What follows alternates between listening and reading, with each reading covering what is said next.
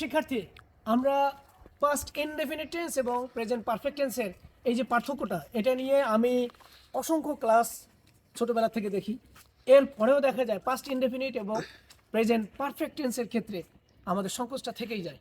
তাহলে past indefinite tense হচ্ছে অতীতের সময় উল্লেখ থাকে, একদম নির্দিষ্ট স্পেসিফিক টাইম নির্দিষ্ট যদি থাকে, ইয়েস্টারডে, এগো, তারপরে আগের সাল বা দিন বা তারিখ, এই ধরনের যদি উল্লেখ থাকে, এটা হলো past indefinite tense.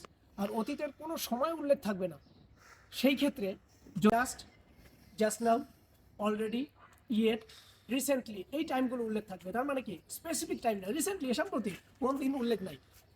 Just now, এই মাত্র, মানে কি এই মাত্র বলতে কি, মানে কয় সেকেন্ড, কোন সময়টা, এটা উল্লেখ নাই।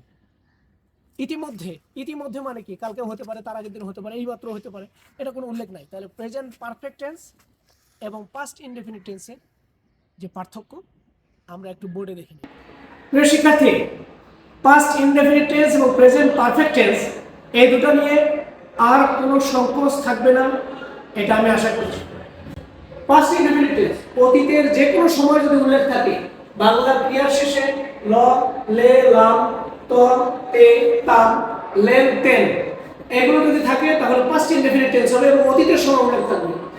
সে কাজটি করলো, তুমি সেখানে ছিলে, আমি কাজটি করলাম, তিনি ঢাকায় মানে সে ঢাকায় থাকতো, সে কাজটি করতো।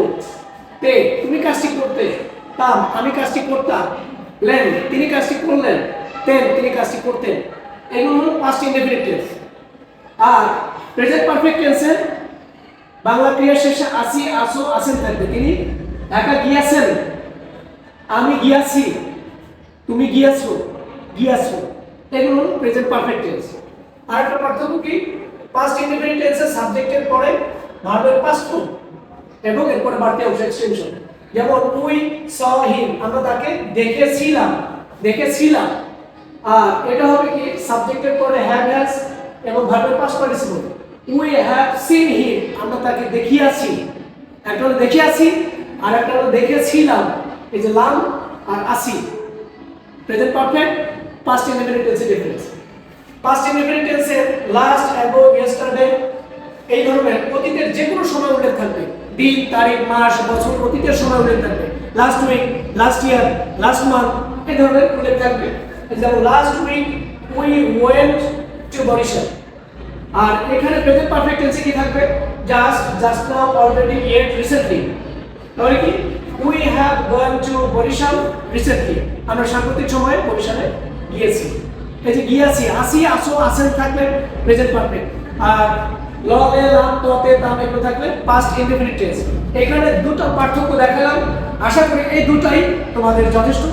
এর পরেও যদি তোমাদের কোনো প্রবলেম থাকে তাহলে মনে রাখবে যে এখানে স্পেসিফিক অতীতের কোনো কাজ শেষ হয়ে গেছে, আর কোনো বাকি নাই, শেষ হয়ে গেছে, এগুলি হলো পাস্ট ইনডেফিনিট টেন্স। আর এটা যেটা শেষ হয় মানে শেষ হয়ে গেছে কিন্তু ফলাফল এখনো বিদ্যমান, এই মাত্র হলো, সাম্প্রতিককালে হয়েছে, কিন্তু এখানে অতীতের কোনো সময় উল্লেখ থাকবে না। যেখানে নির্দিষ্ট, জাস্ট, নির্দিষ্ট না, জাস্ট নাও, নির্দিষ্ট না, অলরেডি, ইতিমধ্যে, যে কোনো সময় হতে পারে, ইয়েট, এখনো, তবু, রিসেন্টলি, সাম্প্রতিক, মানে এই জায়গাগুলো হয় কি একেবারে স্পেসিফিক না। যেমন এখানে ইয়েস্টারডে, গতকাল, একদম স্পেসিফিক।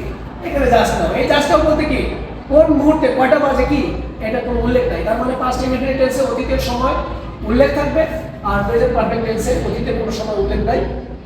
এই পার্থক্যটা যদি তোমরা একটু বুঝতে পারো তাহলে পাস্ট ইনডেফিনিট টেন্স এবং প্রেজেন্ট পারফেক্ট টেন্সের পার্থক্য আর থাকবে না।